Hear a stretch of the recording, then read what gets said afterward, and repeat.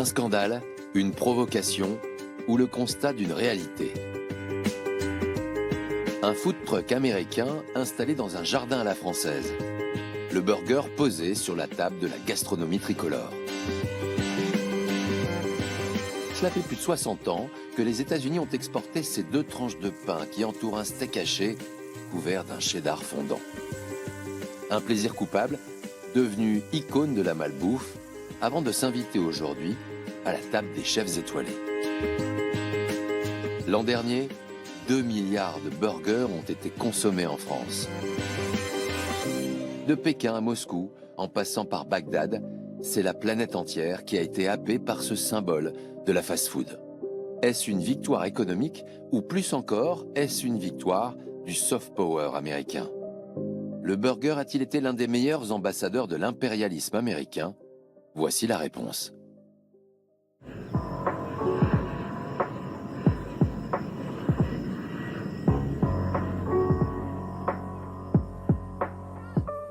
Look, here's the story. Ready? I'm going for a job right now at McDonald's. I really wanted to do this all my life. Please welcome the next president of the United States, President Donald Trump.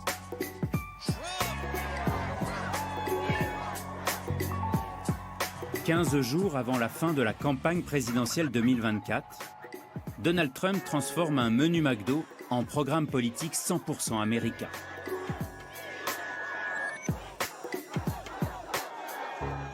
Quelle autre nourriture suscite autant de passion?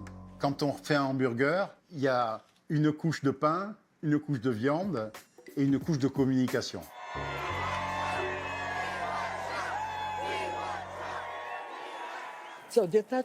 L'attachement au burger et à la viande raconte ce qu'est être américain aujourd'hui. Mon premier jour à McDonald's. Je cherche un travail. En enfilant ce tablier, Donald Trump veut conquérir le vote de la classe moyenne. J'adore faire des frites. Le candidat connaît la statistique. Un Américain sur 8 a déjà travaillé chez McDonald's. Vous mettez ça sur la gauche. Allez, on y va. Vous êtes un bon instructeur. Merci beaucoup. J'adore ça. Attendez, je jette du sel. Je suis tellement superstitieux. Oh, il y a des clients qui sont arrivés. Comment allez-vous? Enchanté. Tout est dans le geste, tout est dans l'image. Et au fond, le simple fait de distribuer ce burger, l'image, on dit souvent l'image vaut 1000 mots, et en l'occurrence, là, elle vaut plusieurs millions de tweets. Je vous aime, président McDonald Trump. Le président Trump donne de l'espoir pas seulement à l'Amérique, mais au monde entier. Il va le rendre meilleur. Le problème pour Trump est qu'il est perçu comme une personne née avec une cuillère en argent dans la bouche. Il a besoin de communiquer directement avec les électeurs et de leur faire sentir qu'il est l'un d'entre eux. Bonjour, comment allez-vous? Oh, une femme ravissante. Je veux bien être là tous les jours. J'adore ce travail. Je vais revenir. Trump n'a pas choisi la date de sa visite au hasard. Joyeux anniversaire, Kamala. Merci à tous. Le républicain se moque encore de sa rivale démocrate, Kamala Harris. Kamala dit qu'elle a travaillé chez McDo. Elle ne l'a jamais fait. Mensonge.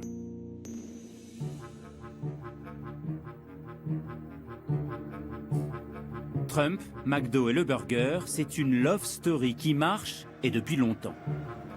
Le milliardaire a toujours voulu s'accaparer cet aliment populaire et foncièrement américain. Vous vous souvenez peut-être de cette photo. Ce jour-là, Donald prit les buns et les donna à son assemblée lors d'un banquet servi dans la salle à manger d'État de la Maison-Blanche. Une mise en scène qui laisse songeur sans doute son illustre prédécesseur, Abraham Lincoln. Nous avons des pizzas, 300 hamburgers, beaucoup de frites. Tous nos plats préférés sont ici. On verra s'il y a des restes. J'avais le choix entre ne rien vous servir à manger à cause de la grève ou vous servir une petite salade préparée par la première dame et la femme du vice-président. Mais vous n'avez pas besoin de salade. Alors, je suis sorti pour aller vous acheter plus de 1000 hamburgers. Des Big Mac.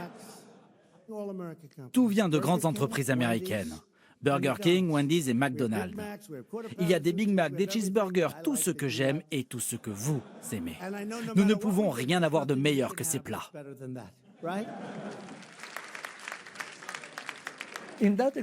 Donald Trump a choisi ce menu car il voulait mettre en avant sa vision de la vraie nourriture américaine. C'était aussi un message adressé aux entreprises de restauration rapide. Vous faites partie de la société. Vous avez un rôle important dans l'économie américaine. Trump a voulu montrer publiquement ce que l'Amérique est capable de faire. Donald Trump a toujours été très fier de montrer sa passion inconditionnelle pour les hamburgers et la restauration rapide. Cette relation passionnelle presque filiale entre Trump et le géant McDonald's est ancienne. Déjà, en 2002, le magnat de l'immobilier joue son propre rôle dans un spot publicitaire pour la chaîne de fast-food. It's amazing. A big and tasty for just $1? How do you do it? What's your secret? You're a man of few words. I like that. Very, very powerful. Enjeu de politique intérieure incontestable, le hamburger s'est imposé comme un outil essentiel de l'impérialisme américain. Comment, en quelques décennies, 2 tranches de pain et un steak haché sont devenus le bras armé du soft power américain.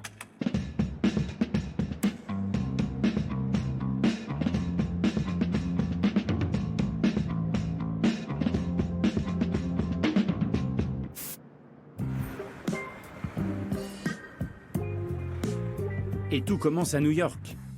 Être américain et fier de l'être est plus la norme que l'exception. Ne l'appelez ni maître ni professeur, George Motz préfère se désigner comme l'expert mondial du burger.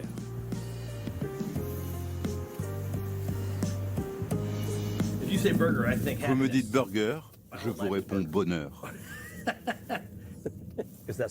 Toute ma vie tourne autour du hamburger. C'est ce qui me rend heureux. Les gens me disent souvent, mais tu dois en avoir assez du hamburger. Pas du tout. Mon amour pour le hamburger augmente de jour en jour. C'est un bon business aussi. Oui, bien sûr. Mais pour moi, c'est vraiment le hamburger en tant que tel qui me passionne. Son histoire est beaucoup plus importante que le business.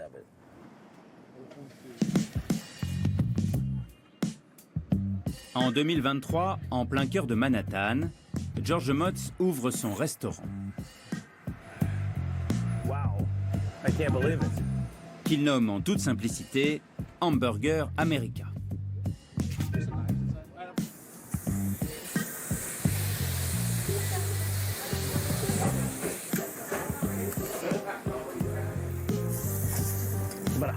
« 100 grammes de viande. C'est très simple. Il y a 5 ingrédients dans mon hamburger, du pain, du fromage, des oignons, du sel et du bœuf. C'est tout. Mon travail se résume à faire vivre l'histoire du hamburger et que les gens l'aiment.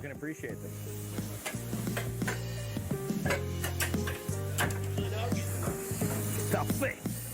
C'est parfait. Et voici mon hamburger maison. Aussi simple que ça. Le goût, c'est de la bombe atomique.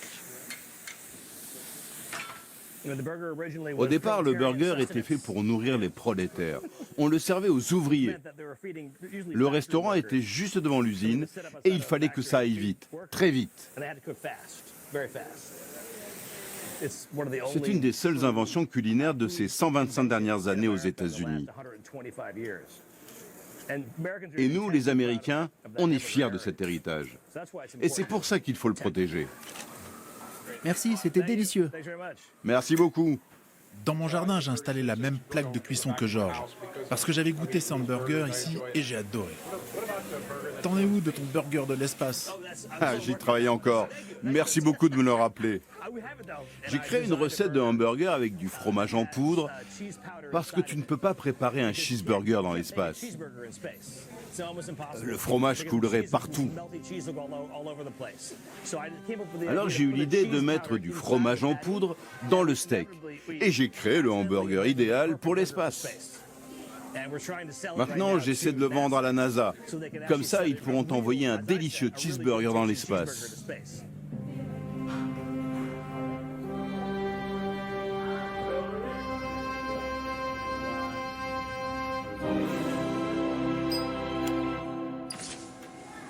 Oh, hi there. Hello. Bonjour.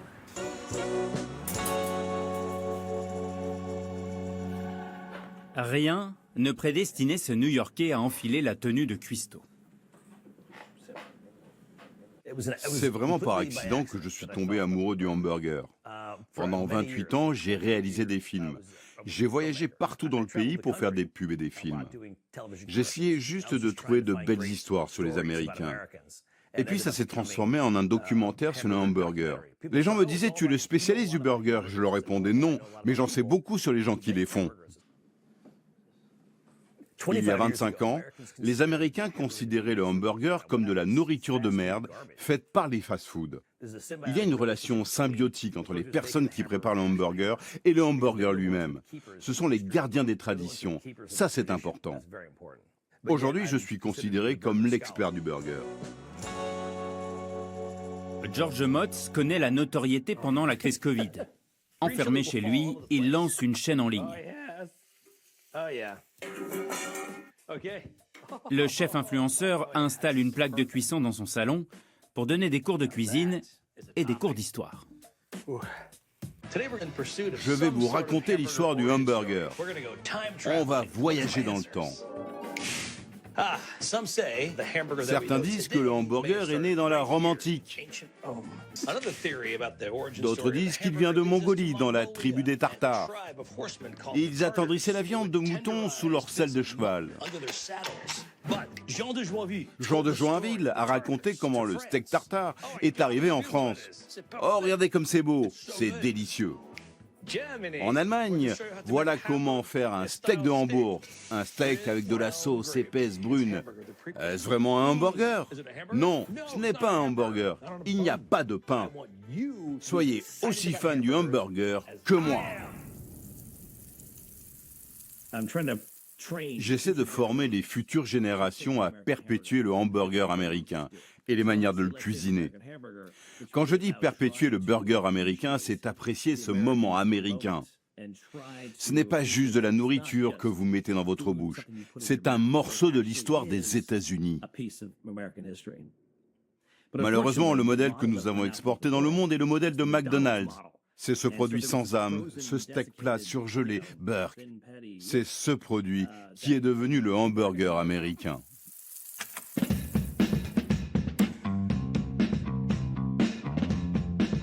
Cet hamburger américain a débarqué en France pendant les 30 Glorieuses. À cette époque, le rêve américain est incarné par un jeune président.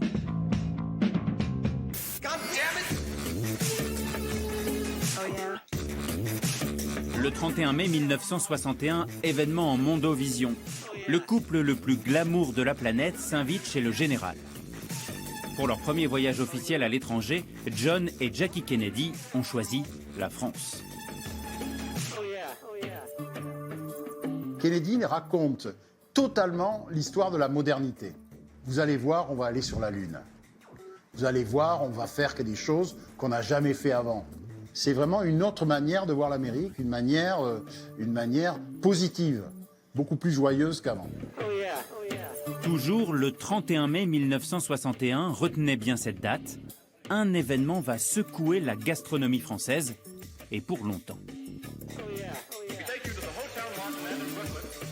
Le burger débarque en France, en même temps que la visite officielle de John Fitzgerald Kennedy. Wimpy, c'est la première chaîne de fast-food en France. Moi, la première impression que j'ai eue quand je suis rentré dans ce Wimpy-là, c'était une impression de liberté.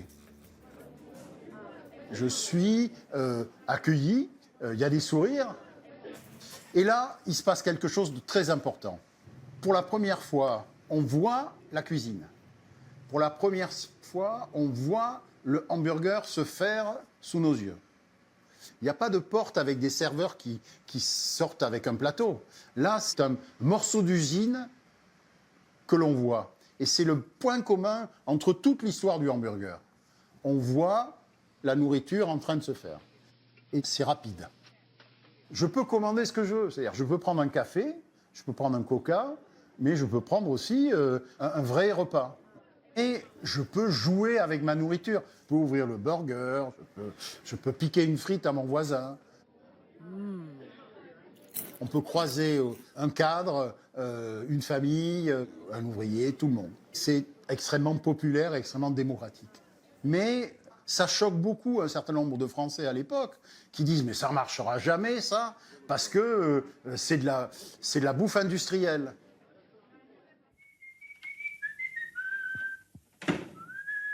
L'homme qui se cache derrière la première chaîne de fast-food en France s'appelle Jacques Borel. Irène, venez s'il vous plaît. Un entrepreneur visionnaire fasciné par l'American Way of Life. Ce personnage truculent a fait fortune en inventant les restos d'autoroute et les tickets restaurants. Parce que vous savez, la pire des choses dans la vie, c'est qu'on ne parle pas de vous. C'est la pire de toutes. Que nous soyons très critiqués, très controversés. En fait, Borel, vous savez, vous y trompez pas. Il ne laisse pas insensible. On adore ou on déteste, mais on n'est pas au milieu. Jacques Borel inspira le rôle de Jacques Tricatel, mania de la nourriture industrielle et de la malbouffe, dans le film L'aile ou la cuisse de Claude Zidi en 1976. Jacques Borel ouvre ce restaurant avec un discours très, très moderniste, en disant « la femme moderne travaille, donc elle n'a pas le temps de faire la nourriture, elle n'a plus le temps de faire le bœuf bourguignon qui mijote pendant 4 heures, donc on va lui donner du bœuf facile à manger à toute sa famille, et le bœuf facile à manger, c'est le hamburger. » Savez-vous ce que c'est un fast-food? Non. Non. Un fast? Un fast-food. Je connais pas, c'est de l'anglais ça? Oui. Eh? Un fast-food, savez-vous ce que c'est? Je suis pas d'ici moi alors. Un endroit où on sert des espèces de brioches avec dedans du steak haché. L'aventure Wimpy s'arrête à Paris à la fin des années 60. La greffe n'a pas prise entre le franchisé Jacques Borel et la maison mère. Il n'empêche, l'enseigne a préparé le terrain et les mentalités françaises à l'implantation de McDonald's en France en 1972. Suivi par Burger King en 1980 et la même année par Quick, une chaîne de fast-food belge. L'ère du hamburger est arrivée. Big, King ou Royal, il respire l'Amérique et déplace les foules. Curiosité ou phénomène social, il est encore trop tôt pour le dire.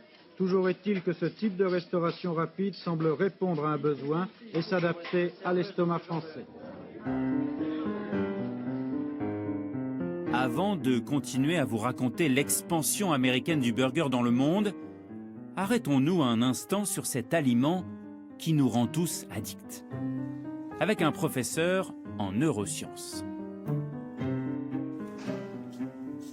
Un cerveau, un burger. Alors, qu'est-ce qui se passe dans notre cerveau quand on mange un burger? On peut faire l'expérience dans des laboratoires où on met des gens dans des IRM, où ça c'est des machines qui mesurent l'activité du cerveau. On leur donne des burgers à manger et qu'est-ce qu'on voit? C'est la libération de dopamine, donc la molécule du plaisir, dans le striatum.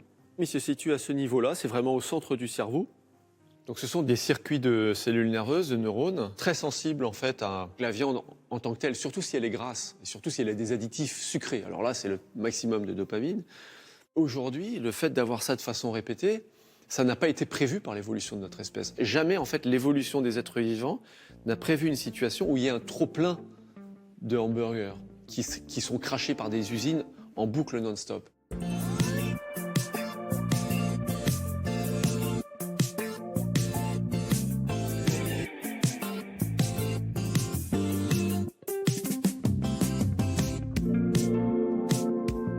Le burger, c'est quand on voit sa capacité à s'infiltrer dans les structures profondes de notre cerveau, ça fait penser à un virus. Quelque chose qu'on diffuserait n'importe où dans le monde. On a trouvé cette recette miracle qui permet de la diffuser partout. Ben, c'est un moyen de diffuser une forme, un mode de consommation alimentaire et donc une culture. Et c'est aussi l'uniformisation.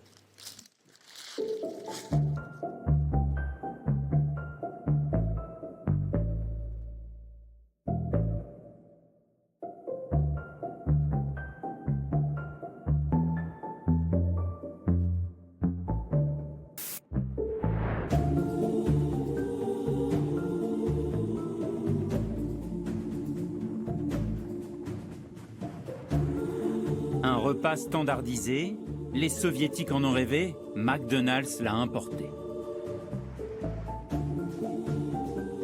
À cette époque, l'URSS est au bord de l'effondrement. Alors, Mikhaïl Gorbatchev amorce la perestroïka.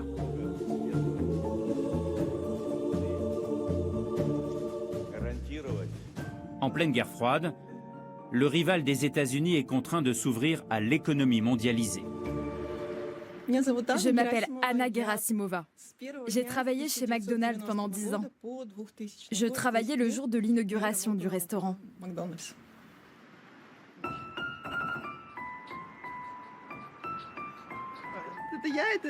Là, c'est moi, le 31 janvier 1990.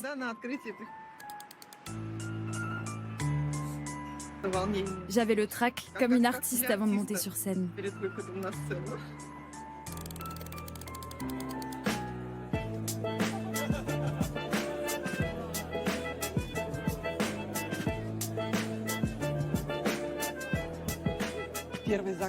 Quelle était ma première commande? Big Mac, frites, Coca-Cola et tarte aux cerises. On était tellement nombreux. Le comptoir était bondé des deux côtés. J'étais à la caisse et j'avais 2 collègues pour m'aider.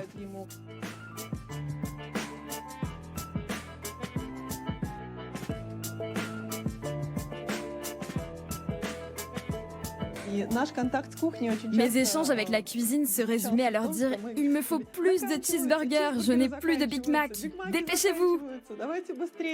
Dans la cuisine, on écoutait de la musique en travaillant.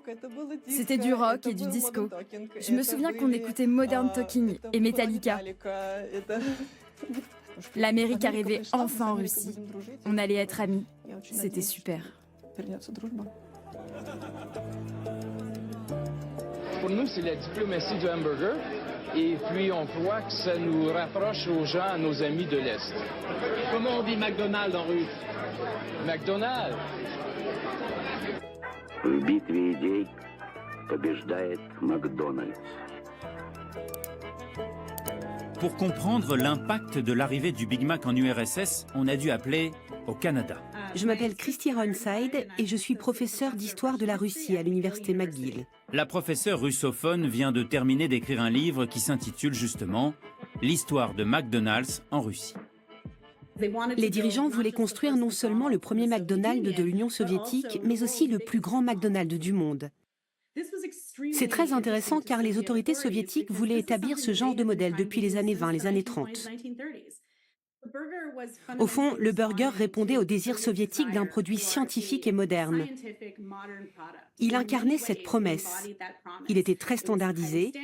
Il pouvait être produit facilement à moindre coût et distribué aux masses. Il était parfait de ce point de vue-là. C'était leur rêve. Ils n'y étaient pas parvenus avant l'arrivée de McDonald's et d'autres entreprises dans les années 90. Un an avant l'ouverture de McDonald's à Moscou, Anna a 16 ans. Dans le dos de ses parents, la lycéenne décide de répondre à un questionnaire d'embauche, publié dans Mokovsky Komsomolets, un quotidien destiné à la jeunesse soviétique.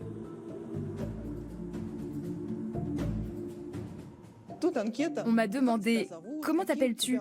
Quels sont tes loisirs ? Qu'est-ce que tu aimes faire ?» Je me préparais pour de longues études de langues étrangères et j'ai pris la décision de travailler dans un restaurant. Mon père ne pouvait pas comprendre. C'était un ingénieur soviétique. Il m'a dit Ce sont les femmes de mauvaise vie ou les voyous qui travaillent dans les restaurants. Ce n'est pas fait pour une jeune fille de 16 ans.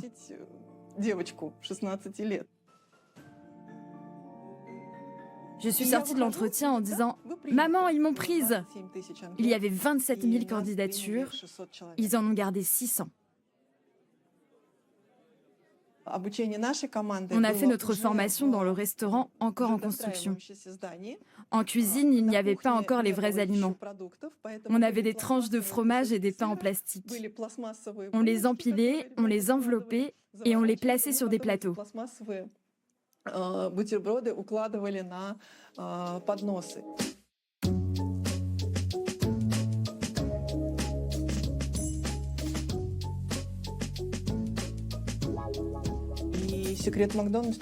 Le secret de McDonald's est simple. Les gens ne viennent pas pour les hamburgers, mais pour l'ambiance et la confiance dans les produits. Ils viennent pour notre sourire. Il était gratuit. McDonald's est devenu célèbre grâce à notre sourire. J'ai même reçu un badge pour le meilleur sourire. Je suis très fière de l'avoir reçu. Je l'ai gardé.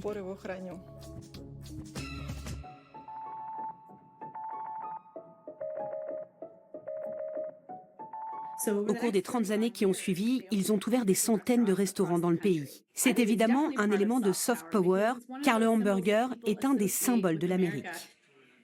Boris Eltsine a déclaré en inaugurant ce fast-food « Ce que vous voyez là est le signe tangible de ce modèle américain en Russie ».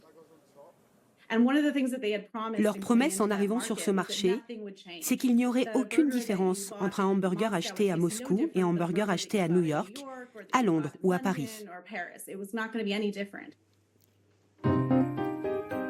Tous les hamburgers ont le même goût, celui de l'Amérique. Pourtant, nous sommes tous de cultures différentes. C'est nul, c'est nul. Mais non, docteur, c'est bien. Alors dites-nous comment le hamburger américain est devenu ce plat universel. Un Russe, un Irakien, un Américain, un Français, qu'est-ce qui les distingue? C'est leur culture, c'est leur langue. La culture, la langue, tout ça, ça prend place où dans notre cerveau? Ça prend place dans le cortex, à l'extérieur. Nos différences, elles sont dans notre cortex cérébral, toute cette partie-là. Par contre, au niveau central, au niveau du striatum, là, il n'y a plus de différence. Le striatum, lui, il réagit à des stimuli qui sont totalement indépendants des cultures et qui sont la valeur de survie de l'aliment qu'on lui présente. À ce niveau-là, c'est vrai que le burger, quelque part, a quelque chose d'un repas universel. Ce repas devient une norme à partir des années 90. Sans aucune opposition, McDonald's réussit à planter son drapeau en République populaire de Chine, en Arabie Saoudite ou encore en Afrique du Sud. Cette McDonaldisation de la société est théorisée en 1993 par le sociologue américain George Ritzer. Un essai fondateur qui marque le début d'un vent de rébellion.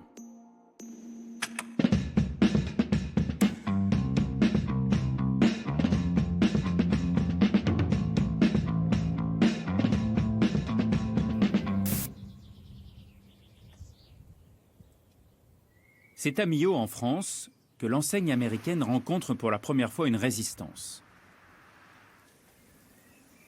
L'ouverture dans l'Aveyron d'un fast-food made in America va se heurter à un irréductible Gaulois.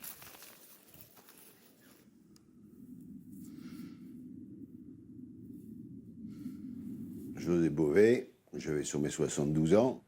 Ça fait quelques années de combat sur cette bonne terre. Quand est-ce que la dernière fois vous avez mangé un burger? J'ai aucun souvenir. Le dernier que j'ai dû manger, ça doit être aux États-Unis, je pense. Ouais. Ça fait plus de 60 ans, mais ça ne m'a pas plu. Sauf se fait à la maison. Ça, oui, ça on peut faire. Donc José Bové mange parfois des burgers chez lui? Ah, ça m'est arrivé, oui, bien sûr. Allez. En 1999, José Bové est producteur de lait de brebis dans le Larzac.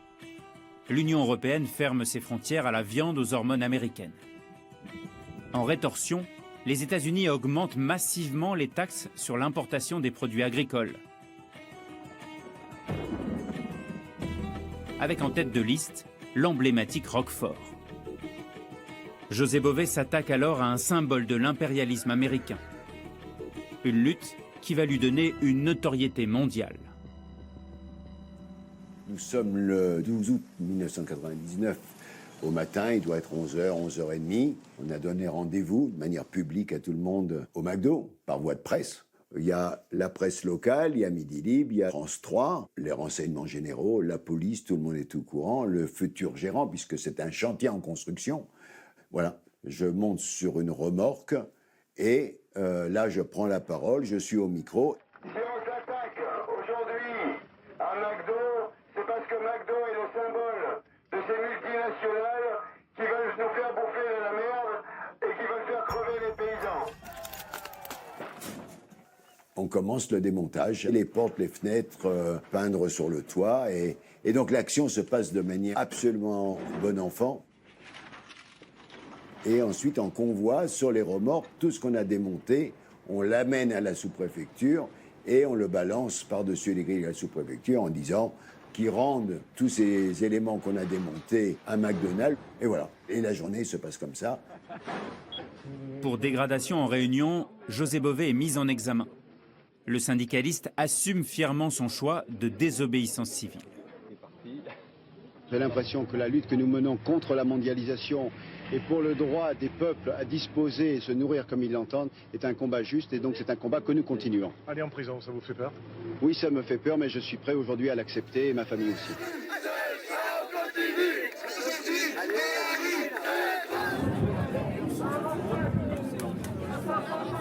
Le fait de résister, peut-être dans un petit village gaulois, c'est peut-être aussi un trait de caractère de beaucoup de gens qui n'acceptent pas la fatalité des multinationales. On a toujours été en résistance contre le modèle dominant.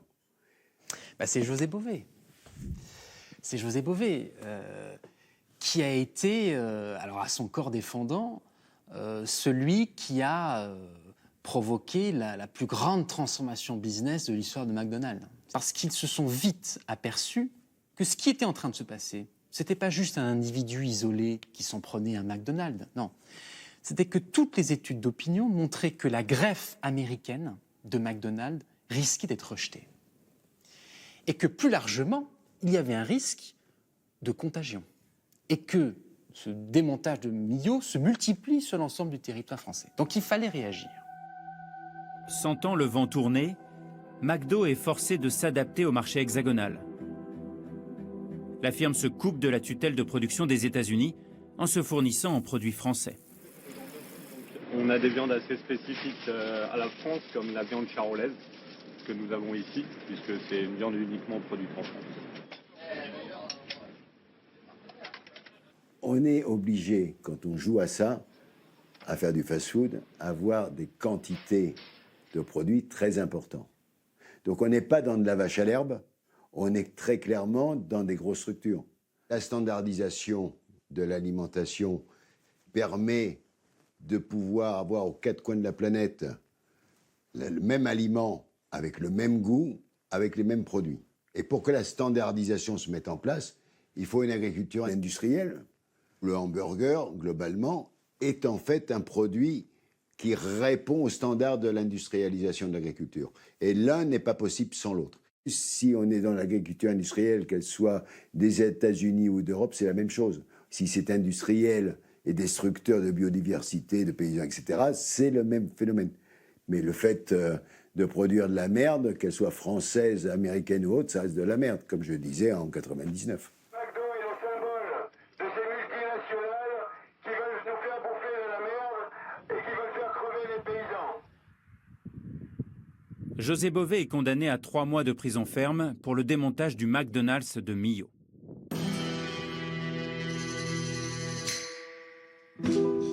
Le leader syndical refuse de payer sa caution. Pour la petite histoire, ce sont des producteurs bio du Texas qui paieront pour sa libération. L'étincelle française embrase le monde. C'est une prise de conscience mondiale.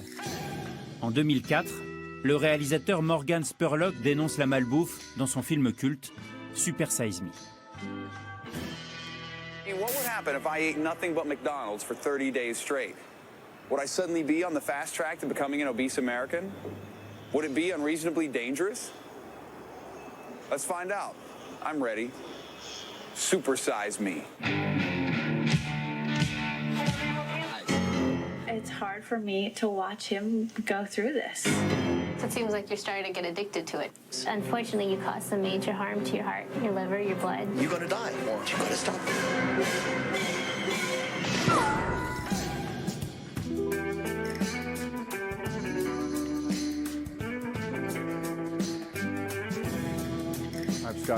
Je m'appelle Scott Ambrosi.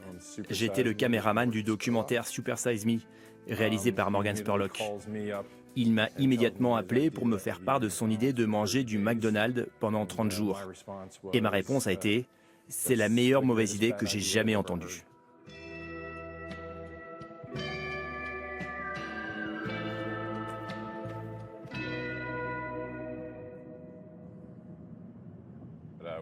On a fait beaucoup de routes ensemble.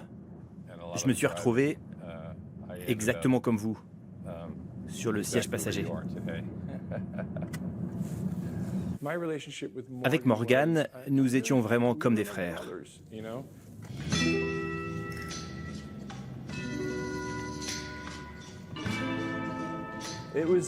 Notre film avait pour but de dénoncer l'épidémie d'obésité. Et il se trouve que McDonald's était en quelque sorte le point de départ. Il ne s'agissait pas vraiment des restaurants, mais il s'agissait d'entreprises qui s'intéressent davantage à ce que vous mettez dans leur poche qu'à ce qu'elles mettent dans votre ventre. Bonjour, je vais prendre le numéro 3, le Royal Cheese, des frites et un Coca. Grand ou super size? Et je vais prendre le super size. Vous avez vu la taille de ce Coca? Le cornet mesure 120 cm. Le Royal Cheese, le maximum de calories. Paradis, me voilà. Oh my God! Oh mon Dieu, regarde ça. Je prends une bouchée du burger et j'espère que tu apprécies ça, Morgan. C'est pour toi. Il a l'air bon. Scott est ému de rejouer pour nous cette scène emblématique de Super Size Me. Doublement ému car il vient de perdre son ami de 30 ans. Morgan Spurlock est décédé d'un cancer du pancréas à 53 ans, sans aucun lien avec son régime forcé pour le tournage du film. J'ai gardé des souvenirs du film, comme le poster Super Size Me, que j'adore. Ça, c'est de Ron English, l'artiste qui a réalisé ces œuvres d'art et cette poupée.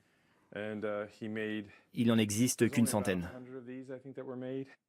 Et puis ce petit objet, juste ici, c'est ma caméra, une PD-150. C'est la caméra avec laquelle j'ai filmé Super Size Me. Ainsi, avec cette petite caméra, on a fait un film qui a rapporté 22 millions de dollars avec une caméra qui n'est même pas en haute définition.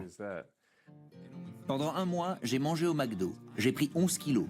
Ma graisse corporelle est passée de 11% à 18%. Pendant le tournage, Morgan a commencé à remarquer une détérioration de son état de santé. Nous avons consulté 3 médecins différents tout au long du film pour comprendre ce qui se passait avec son corps. Tous les médecins lui disaient d'arrêter. Chaque fois que je mangeais, j'étais euphorique, mais dans l'heure qui suivait, je redevenais dépressif. Cette nourriture est remplie de graisse, de sucre, de caféine. Du coup, j'ai développé une vraie dépendance. Ces aliments provoquent du plaisir dans un coin de votre cerveau. À l'issue de son expérimentation, le réalisateur prend plus de 10 kilos, voit son cholestérol s'envoler, son foie se détériorer et est sujet à des troubles sexuels. Mais oui, je sais ce que vous vous dites. Qui t'a dit de manger comme ça pendant un mois? Pas étonnant que ça se finisse de cette manière. Le pire, c'est que certains y mangent régulièrement. Vous voulez continuer comme ça? Allez-y. Vous vous sentirez aussi malade que je l'ai été. Et vous finirez ici. Ou ici. Posez-vous la question. Qui voulez-vous voir partir en premier, vous ou eux?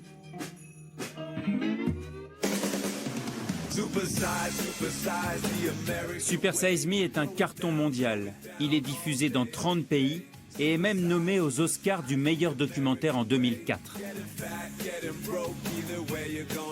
6 mois après la sortie du film, McDonald's retire de la vente le format Super Size, sans reconnaître officiellement le travail de sensibilisation de Morgan Spurlock et de son binôme. Au fil des années, tant d'adultes et d'enfants sont venus me voir pour me remercier. Ils me racontent à quel point le film a transformé leur vie.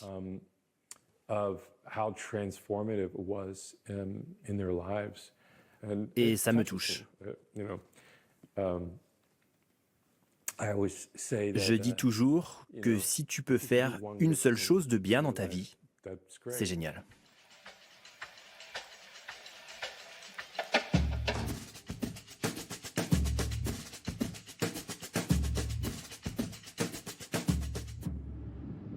Le démontage du McDo de Millau avec José Bové, suivi du film Super Size Me, affecte la fréquentation et l'image de la chaîne en France. En pleine tourmente, la firme mise sur la communication.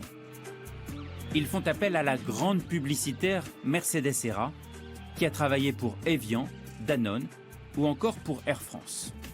Ils sont venus nous voir parce qu'ils avaient du mal à trouver la promesse centrale de la marque.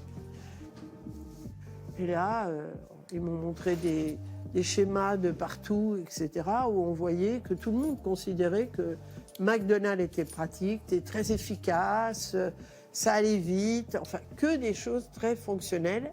Et moi, ça m'a paru évident. Je me suis dit, mais vous voulez vous faire aimer en disant que vous êtes pratique? J'ai jamais vu ça. Essayez avec une jeune femme ou avec un jeune homme de lui dire, je suis hyper pratique. Jamais personne ne vous aime pour ça. Et c'est comme ça que peu à peu, on est arrivé à cette phrase un peu magique et qui était « Venez comme vous êtes ». Venez comme vous êtes, c'est le supplément d'âme de McDonald's. C'est quand même plus qu'un burger, McDo. C'est un lieu, une façon de manger. Vous pouvez vous installer chez McDo et rester, on ne vous vire pas. Hein. On ne vous redemande pas si vous voulez consommer autre chose. On peut être pauvre, on peut être riche. Vous arrivez très joliment habillé, personne ne vous regarde. Hein. C'est venez comme vous êtes. On a beaucoup communiqué en affiches. Et c'est probablement un des systèmes de communication de McDo qui va bien à McDo, quoi, parce que c'est dehors, c'est des restaurants, c'est une culture populaire. Ces affiches-là ont eu un succès formidable. Alors vous savez, une affiche, il faut qu'il n'y ait pas grand-chose pour qu'elle marche, c'est-à-dire pas beaucoup de mots. Ben là, c'est très simple. Voilà, venez comme vous êtes avec Lucky Luke.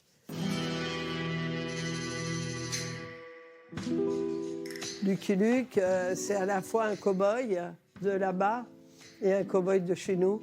Donc on a pensé au croisement des cultures, parce que nous aussi on aime les cow-boys, mais voilà, le nôtre est un peu venu de chez nous.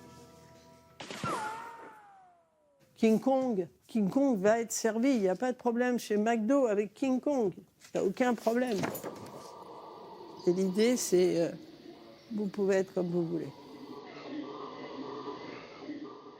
Laquelle est votre préférée et pourquoi? Celle-là. McDo est envahi par les Français. J'adore. On va inverser le problème. On ne perd pas notre culture.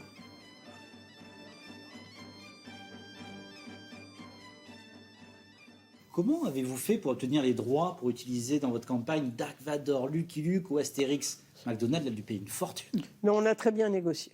Mais je ne me souviens pas comment on a fait, mais on a des gens ici qui négocient et qui discutent. Voilà. Et si en plus vous avez des images fortes qui leur plaisent, c'est encore plus simple à discuter. Mais bon, ça coûte de l'argent. Le montant des contrats publicitaires est toujours resté confidentiel. La France, jadis bastion de la résistance contre la malbouffe, représente aujourd'hui le 2e marché mondial de McDonald's, juste derrière les États-Unis. En moins d'un demi-siècle, l'enseigne américaine, avec ses 1500 fast-food, est devenue numéro 1 de la restauration en France. C'est l'histoire d'un succès, McDo, en France. C'est un des pays les plus importants pour McDo aujourd'hui. On mange beaucoup de burgers.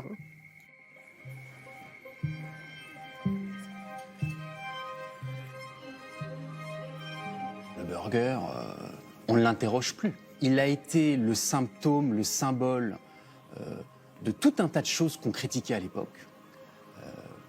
L'uniformisation, la standardisation, l'américanisation du monde. Tout ça, ce sont des termes très vintage, en fait, des années 90. Et au fond, le burger était le symbole qui cristallisait toutes ces critiques-là. Et moi, ce qui me frappe aujourd'hui, c'est qu'au fond, plus personne ne critique le burger. Voilà. Donc le concept du burger, c'est l'histoire d'une forme de normalisation d'un plat décrié parce qu'un plat très à l'américaine et qui aujourd'hui se retrouve quasiment sur toutes les tables françaises, quoi. Il fait partie de notre quotidien ici en France et beaucoup plus largement dans le monde entier. C'est-à-dire qu'il fait partie vraiment de notre civilisation.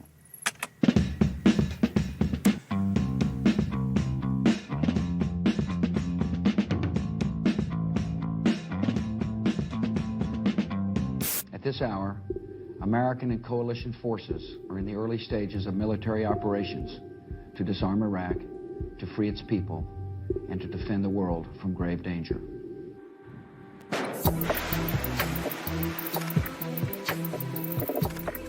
Le burger et les fast-foods se sont exportés dans le monde, parfois de façon violente. En mars 2003, sans l'aval de l'ONU, les États-Unis de George Bush envahissent l'Irak. Près de 150 000 soldats américains sont déployés.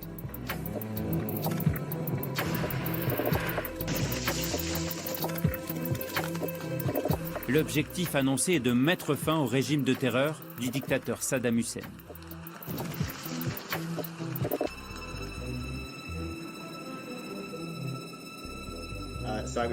J'étais vraiment frappé par la chaleur.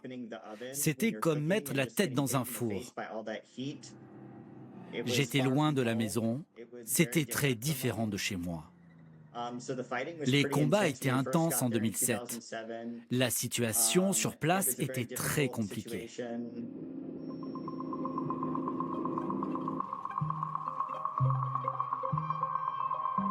Aaron Mayruckle est né fille. À son retour d'Irak, il commence sa transition. De 2007 à 2008, Aaron est soldat dans la police militaire à Bagdad. Dans leur pactage, les militaires américains emmènent leurs boots et leurs buns. La chose incroyable avec Burger King est qu'il a le même goût partout. Je ne m'attendais pas à trouver à des milliers de kilomètres de chez nous, dans une zone de combat, la même nourriture qu'à la maison. C'était vraiment surréaliste d'aller au Burger King, de s'asseoir avec ses camarades d'armes avec un café et un hamburger et de manger quelque chose qui a exactement le même goût que chez nous. Quand je mangeais mon burger sur la base américaine, je retrouvais un morceau d'Amérique en Irak.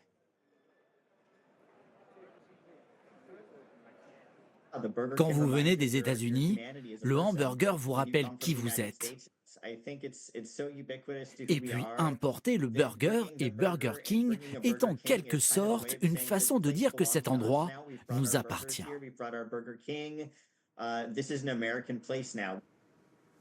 Les Irakiens de la base américaine avec qui nous avons travaillé sont allés chez Burger King. Ils attendaient ce moment avec impatience. C'était nouveau pour eux, mais ils l'ont apprécié autant que nous. C'est notre nature d'exporter notre culture. Les troupes peuvent partir, mais notre culture reste. Je pense que c'est vrai dans toutes les guerres que nous avons menées. Le hamburger est une des façons que nous utilisons pour coloniser de nouveaux endroits. Il est le symbole de la puissance américaine dans le monde. La guerre se termine officiellement en décembre 2011. Les soldats américains quittent le bourbier irakien.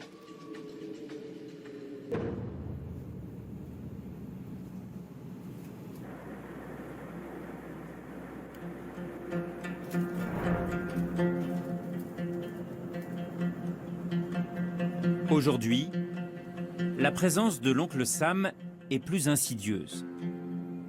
Fini les bombardements, place au business. En 2019, Burger King profite d'une accalmie dans la région pour s'installer, cette fois-ci en dehors des bases américaines. Nous sommes devant le plus grand Burger King du Moyen-Orient. En mars 2023, 20 ans après l'invasion de l'Irak, une invitée de marque est venue inaugurer le 3e Burger King d'Erbil.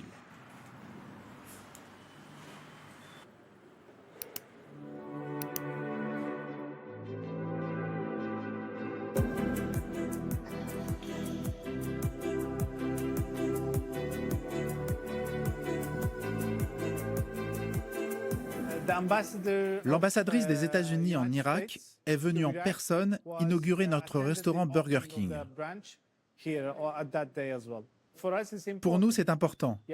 Elle est une personnalité influente en Irak. Elle voulait être présente pour ce projet que nous portons pour l'Irak. Et bien sûr, c'est une compagnie internationale, une entreprise américaine qui est ici.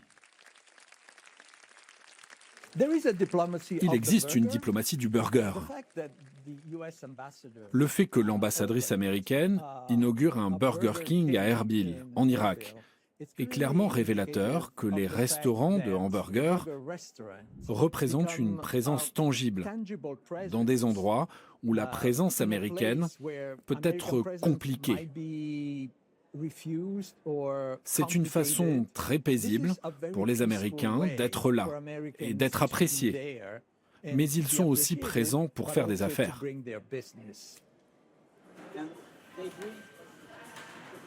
Si McDonald's n'a jamais voulu ouvrir de franchise en Irak, Burger King compte à ce jour 16 restaurants dans le pays. La chaîne de fast-food a dû s'adapter aux standards locaux. Nous avons beaucoup de familles qui viennent ici. Il y a assez d'espace pour tout le monde. Nous avons 300 employés. 30 à 35% sont des femmes. Et nous avons ce robot rigolo qui nous permet d'apporter directement leurs commandes aux clients.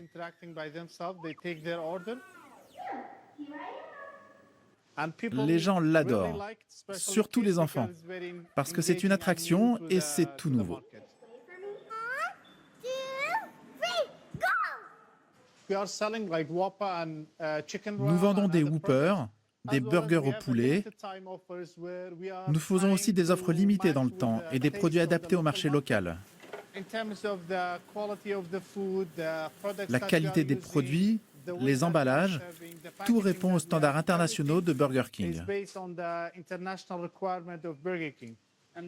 D'où viennent les steaks de vos burgers?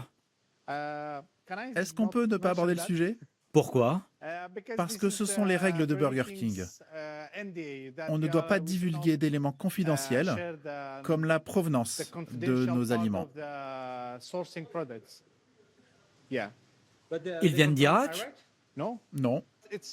On respecte les lois de notre pays. Ils doivent être halal. Tous les produits répondent aux normes nationales.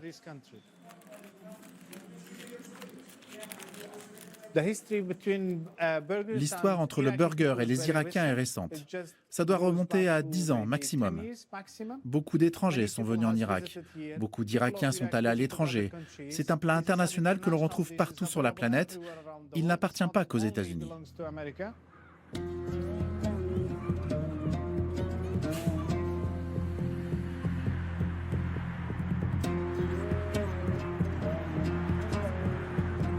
Le fast-food en Irak, un business américain, mais pas seulement. Les Irakiens veulent aussi avoir leur part du burger. Les habitants tentent de laisser les difficultés politiques derrière eux. Ils n'hésitent pas à mixer leur culture avec les produits du monde globalisé.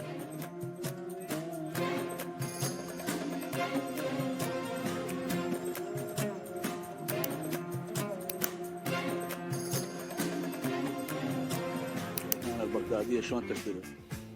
فنجر فرايز ولحم Abdulrahman Jaff est vlogueur et influenceur culinaire à Erbil. Ses critiques sont suivies par plus de 600 000 personnes et le burger est son produit phare. Aujourd'hui, ce n'est pas un tournage comme les autres. C'est un peu inhabituel. Pourquoi?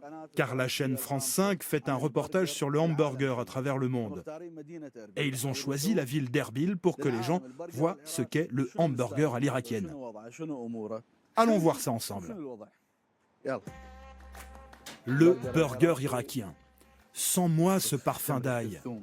L'ail dans le burger irakien, c'est un incontournable. C'est ça qui fait la signature de ce burger. Un délice. Tout le monde aime les burgers en Irak. En général, si on dit rond, tout le monde pense au football. Mais en Irak, si on dit rond, on pense tout de suite au hamburger.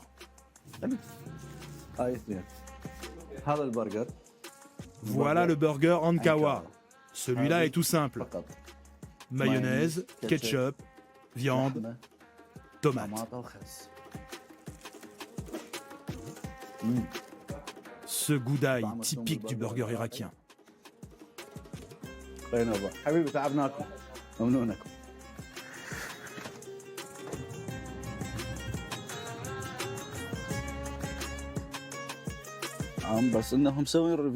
On réalise des vidéos sur beaucoup de restos à Erbil. Cette ville s'est développée plus vite que les autres en Irak. Erbil est devenue une ville plus sûre et cela a permis à l'urbanisme de se développer. C'est une belle ville, propre, fonctionnelle, facile à vivre.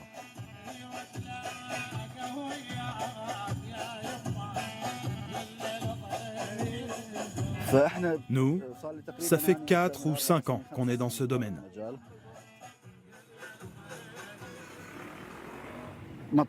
Les restos de burgers, il y en a des tonnes à Erbil. Des restos de fast-food, mais aussi des franchises internationales comme Burger King ou Hardee's. Elles ont contribué au développement du fast-food à Erbil parce qu'elles ont obligé les autres restaurants à travailler selon des standards élevés.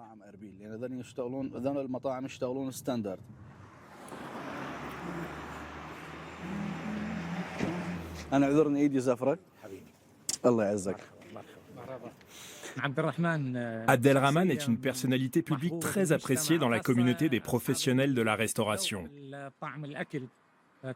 Tous espèrent qu'il passe un jour ou l'autre faire une vidéo dans leur restaurant. C'est un honneur. Pourquoi des hamburgers et non pas un restaurant de pizza ou de sushi? Ce que les Irakiens préfèrent, c'est la viande. Le burger correspond bien à leur goût. Tu peux être dans la rue, en face du resto, sur le coffre d'une voiture, tu manges. Pas besoin d'être dans un endroit chic. Le hamburger ne vient pas de notre culture. On ne va pas mettre de côté notre kebab ou notre falafel et dire que le burger dépasse tout le reste. Non. La cuisine est trop sentimentale pour nous. Mais le burger est quand même important, ça c'est sûr. Lorsque les réseaux sociaux sont apparus, Facebook, Instagram, ça nous a permis de voir comment les Occidentaux faisaient leur hamburger. Et on s'est mis à les imiter. Et ça a marché. On aime.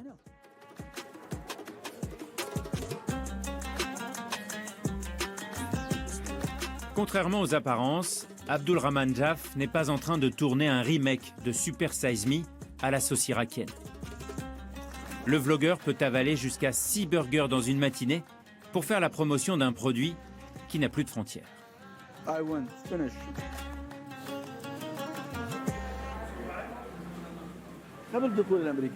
Avant l'intervention des Américains, l'Irak vivait sous embargo. La guerre, c'est une histoire de politique. Le peuple n'a rien à voir avec la politique. La cuisine, ça n'a rien à voir avec la politique. C'est du plaisir, c'est la vie. Le burger, qu'il soit américain, chinois ou russe, pour nous, ça ne change rien.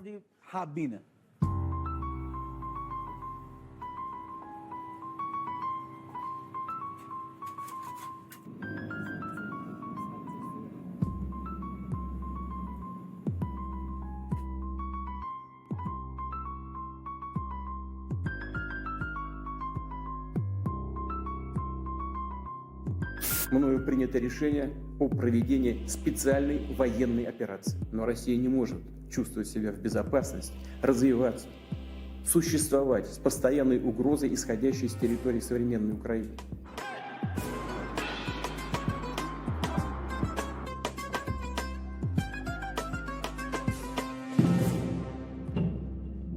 Le 24 février 2022, la Russie de Vladimir Poutine envahit militairement l'Ukraine.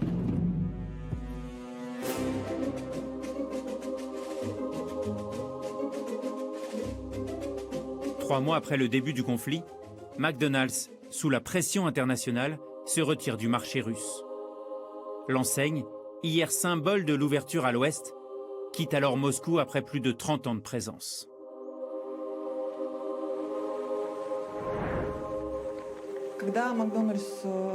Quand McDonald's a décidé de quitter la Russie, j'ai ressenti une certaine tristesse.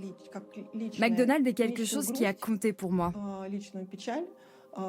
C'est toute ma jeunesse, une grande partie de ma vie et de ma carrière.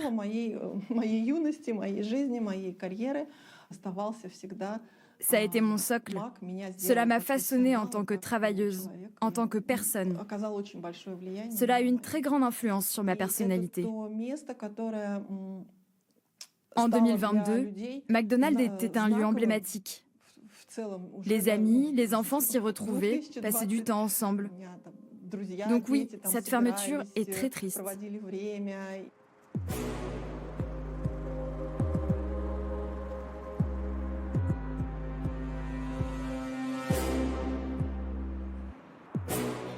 Il leur a fallu plusieurs mois pour arriver à la conclusion qu'ils devaient se retirer. Au cours de cette période, de fortes pressions publiques ont été exercées sur eux. Beaucoup de gens ont pensé que c'était un retour en URSS, parce que tout à coup, cette marque, qui avait symbolisé l'ouverture de l'Union soviétique, est partie. Pour de nombreuses personnes, ça a marqué la fin d'une époque et la peur d'un retour en arrière quand la Russie était isolée derrière le rideau de fer. Le 12 juin 2024, en lieu et place de l'ancien McDonald's, le restaurant Vkusno i Tochka ouvre ses portes à Moscou. La date n'a pas été choisie au hasard. C'est le jour anniversaire de l'indépendance de la Fédération de Russie. Le nouveau maître russe du burger s'appelle Alexander Govor, un oligarque qui a fait fortune dans les mines de charbon en Sibérie. Le milliardaire a racheté les 850 restaurants et gardé les 62 000 salariés. Il est souvent devenu l'un des plus grands hommes d'affaires du pays après avoir acheté ses actifs à McDonald's. Ce qu'il a qualifié de geste patriotique, mais personne ne sait combien il a payé.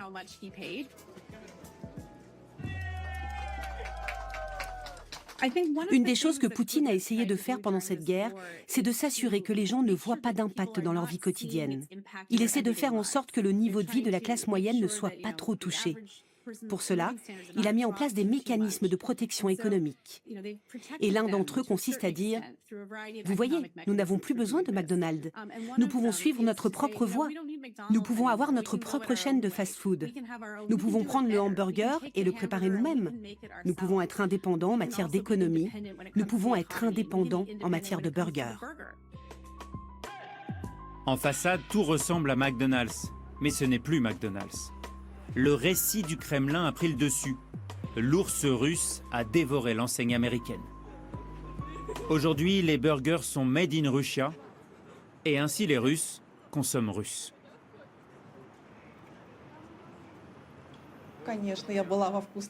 Bien sûr, j'ai été chez Vkusno i Tochka. J'y vais de temps en temps. Parfois, j'ai l'impression que le goût a changé. À mon avis, le successeur de McDonald's maintient la marque plutôt bien et apporte quelque chose de nouveau. Il y a toujours cette culture du service, cette valeur que McDonald's a apportée. Et la restauration rapide est toujours présente dans notre pays.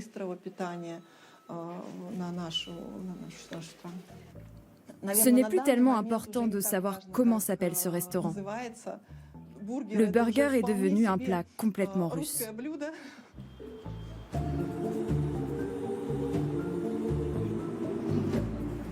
Le Kremlin a approuvé ce rachat. Toutefois, comme il ne faut jamais préjuger de l'avenir, McDonald's conserve le droit de racheter un jour ses restaurants passés sous pavillon russe. Vladimir Poutine ou la politique de la main tendue à l'Amérique.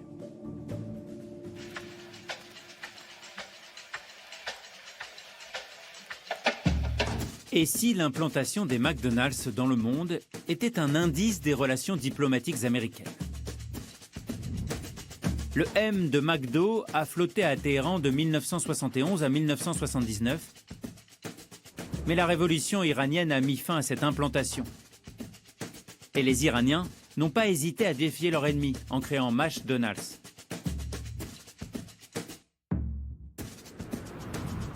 À Cuba, le meilleur ennemi des États-Unis, Fidel Castro a usé 11 présidents américains et a toujours refusé que la firme s'installe sur l'île. Il existe toutefois un restaurant sur la base de Guantanamo qui héberge la tristement célèbre prison du même nom. Et puis, il existe des pays où les arches dorées n'ont jamais réussi à briller. La Corée du Nord ou l'Afghanistan. C'est aussi le cas de l'Algérie, où les barrières administratives sont tellement nombreuses que Ronald n'a jamais réussi à les enjamber. En dépit de quelques pays récalcitrants, McDonald's continue d'imposer ce produit de masse et prévoit d'ouvrir 10 000 restaurants dans le monde d'ici 2027.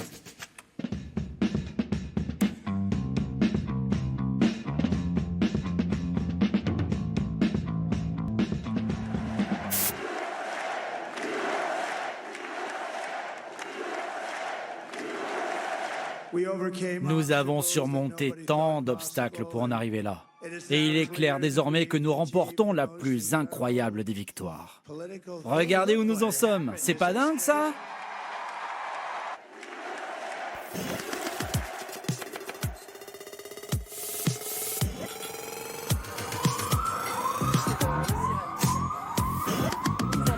devant la Maison Blanche.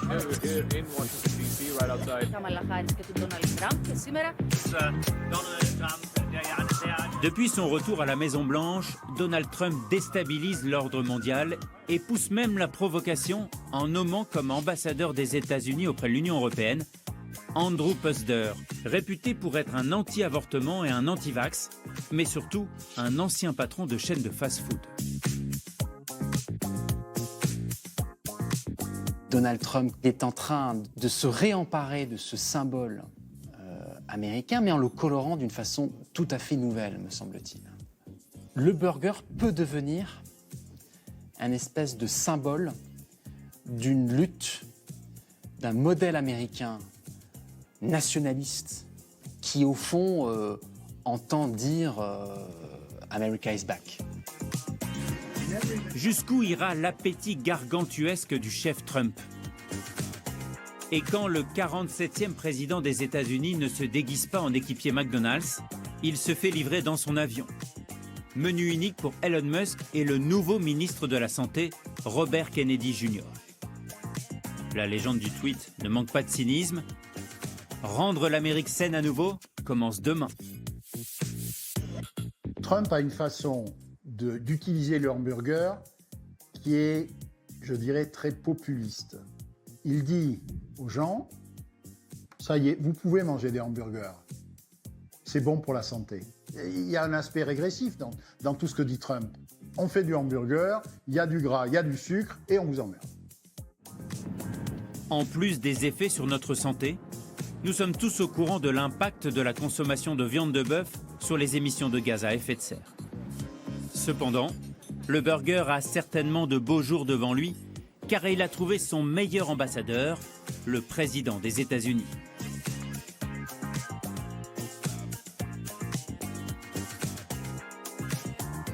Depuis le début de ce documentaire, sur la planète, 121 800 Big Mac ont été vendus. Ainsi va le monde.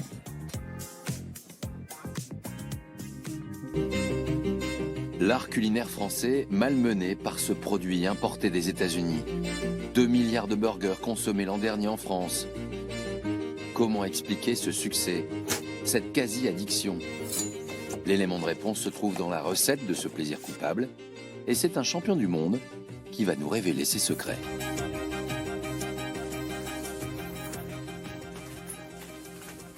Bonjour Jonas Richard. Bonjour. Merci de nous accueillir dans ce food truck. C'est un peu une provoque, ce food truck au milieu d'un jardin à la française pour faire des burgers.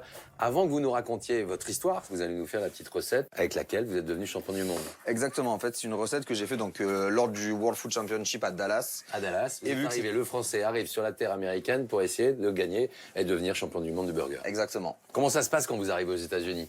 Il y a quoi? Il y a combien de pays représentés en général? Il y avait 27 équipes au total, dont une bonne quinzaine d'Américains. Ah ouais, quand même, ils viennent en force. Le champion du monde du burger 2023 est Johannes, la France.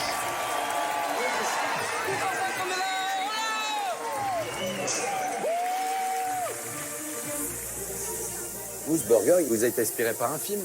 J'adore la pop culture et en fait, j'étais fan de Pulp Fiction. Quand Samuel L. Jackson croque dans le burger. Et en fait, je me suis dit, il faut que je le réinterprète à ma manière. Et dans ce film, donc c'est une tranche d'ananas qui est à l'intérieur. Ouais. Et moi, du coup, je l'ai retravaillé sous forme de ketchup. Avec le ketchup ananas et mangue. Exactement, oui. Donc, dans un premier temps, on va faire une petite sauce vierge, un peu acidulée, fraîche, pour vraiment contrebalancer le côté gras. Donc, du coup, on va couper de la tomate, de l'oignon rouge pour commencer. Alors, plutôt des ronds, plutôt... Alors, en fait, du coup, on va vraiment le tailler en brunoise. Donc, ouais. Allez.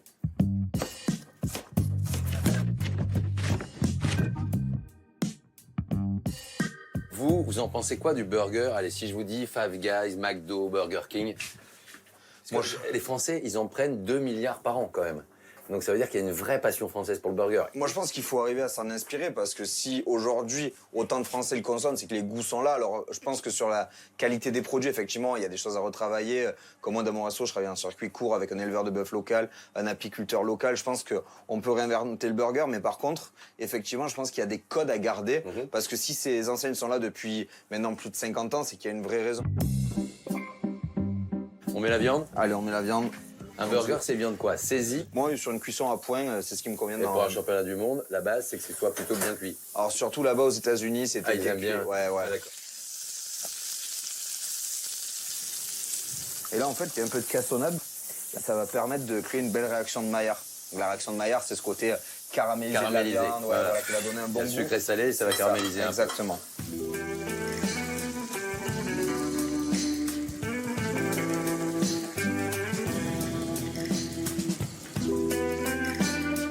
Donc là, on a le fameux ketchup, exactement. Donc ananas, mangue, relevé au piment chipotle.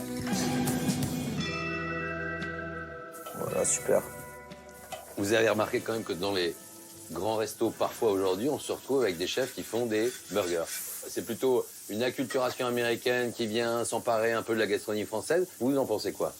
Moi, je pense qu'il faut savoir vivre avec son temps. Beaucoup de chefs étoilés ont un food truck ou une enseigne de street food à côté. Et je pense que la cuisine, c'est du partage par définition, c'est de l'échange. Et la street food, c'est un peu la version 2.0 de ce partage. Ouais, c'est l'accessibilité. Tout le monde peut pas aller dans un grand restaurant, alors que là, on a accès à des bons produits.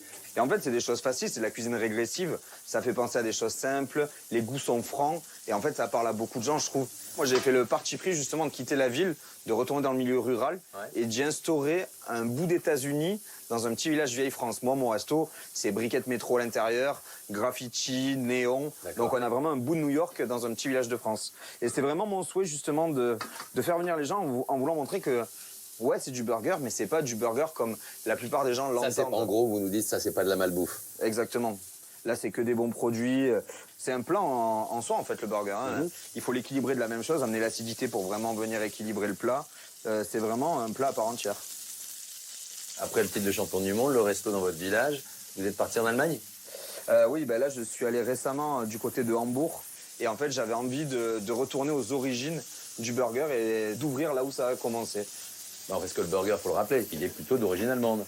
Moi, j'aime à dire que ça vient du steak d'Hambourg, que les ouvriers allemands ont amené aux États-Unis via les bateaux qu'ils faisaient à l'époque. Et eux l'ont transformé, exactement. Avec le buns et ils l'ont mis à l'intérieur. Si on prend ce que dit la McDonald's University, pour eux, c'est Fletcher Davis qui aurait inventé le burger en plaçant ce steak entre deux tranches de pain dans la ville de Athens au Texas. Et de là serait né vraiment le hamburger en 1904.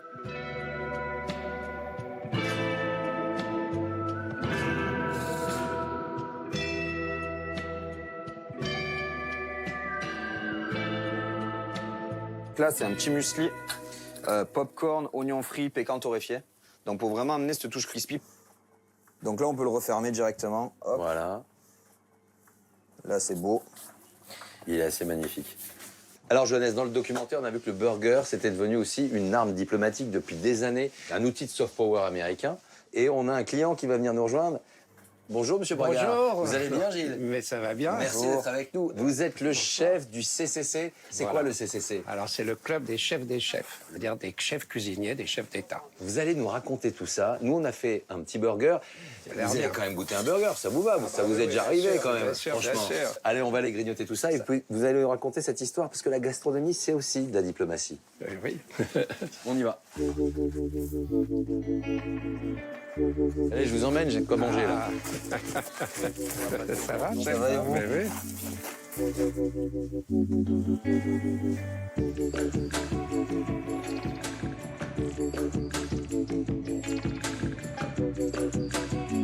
Sur ce club des chefs, c'est né dans les années 70, c'est ça? Voilà, en 1977 exactement. Il se trouve que par ma profession, j'habillais pas mal de grands chefs dans le monde. Ouais. Et j'avais la chance de connaître le chef de l'Élysée, qui s'appelait Marcel Le Cerveau, c'était prédestiné. Ouais. et Henri Aller, qui était le chef de la Maison-Blanche. Et j'ai pensé que ça serait intéressant de réunir un peu ces cuisiniers de chefs d'État.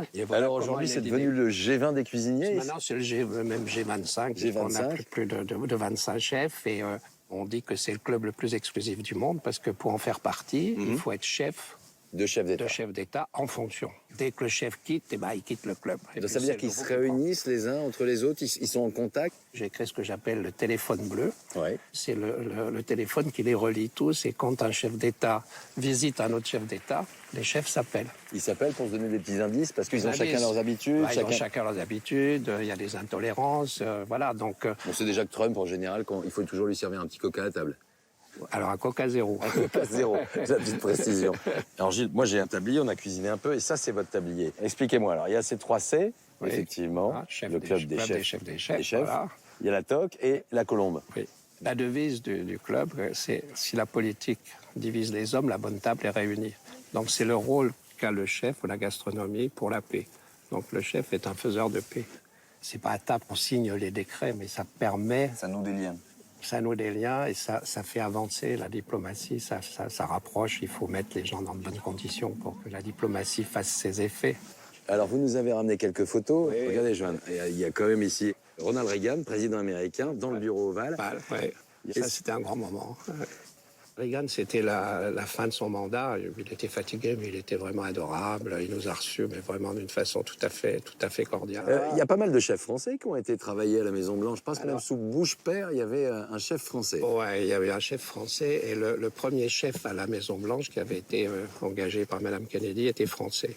Là, c'est une photo incroyable, ça aussi. C'est en 92, c'est en Chine. Ça, c'est la brigade du Gretel of the People. C'est le palais à Pékin, sur la place Tiananmen, où se tiennent toutes les réceptions officielles. Donc là, c'est toute la brigade des chefs. La gastronomie, elle est un outil géopolitique depuis des années.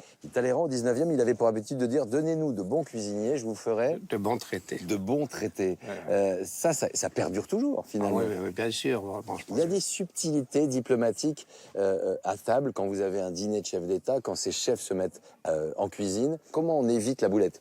Je peux vous citer par exemple la visite de Trump en 2017 quand il a été reçu par le président Macron à la Tour Eiffel. C'est Ducasse qui faisait le dîner et quelques jours avant, Mme Macron, dans un dîner de G20 ou G7, était à côté de Trump qui n'a absolument rien mangé pendant le dîner. Donc elle était affolée, elle téléphone à Ducasse qui lui dit essayez de savoir. Pour savoir potentiellement, donc vous avez fait remonter l'info. J'ai appelé la chef de la Maison-Blanche qui m'a dit bon, c'est simple, il n'aime pas tout ce qui est cru. Il faut que tout soit bien cuit, légumes archi-cuits. Donc j'ai dit, mais qu'est-ce qu'il aime? Elle me dit, c'est tout simple, il aime la sole meunière et un filet de bœuf archi-cuit.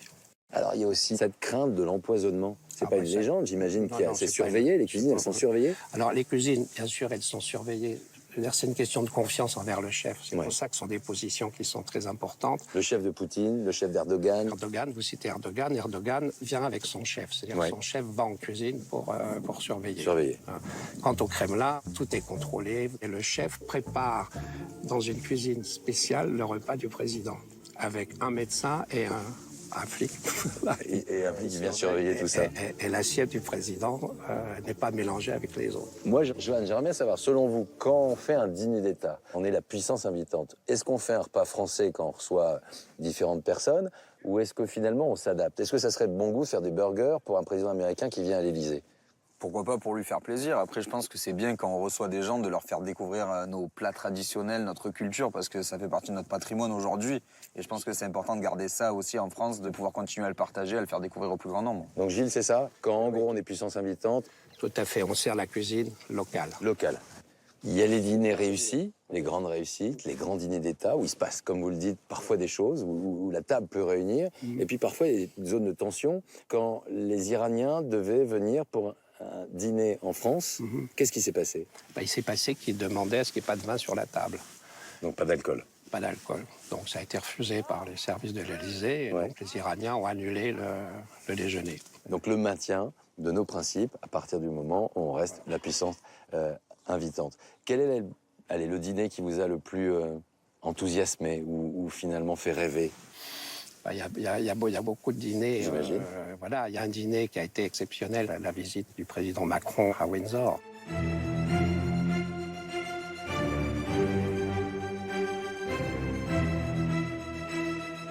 Ça, comment ça se passe? Déjà d'être reçu à Windsor, c'était un signe. C'est un signe très important de diplomatie. Diplomatique, de renouer l'entente cordiale. Et tout a été fait dans le menu, même le cocktail. Ils ont créé un cocktail avec du pastis et du gin pour mélanger nos deux cultures. Voilà, nos deux cultures. Et c'est Raymond Blanc, un grand chef français établi en Angleterre, qui a 2 étoiles Michelin, qui a préparé le menu avec Mark Flanagan, qui est le chef du roi. Et tout a été fait, mais d'une façon millimétrée, etc., pour respecter un petit peu cette entente cordiale. Et je trouve que c'est formidable. Et c'était vraiment magnifique. Magnifique. Merci à tous les deux. Merci d'être venus nous rendre visite. Et on va déguster ces burgers. Voilà.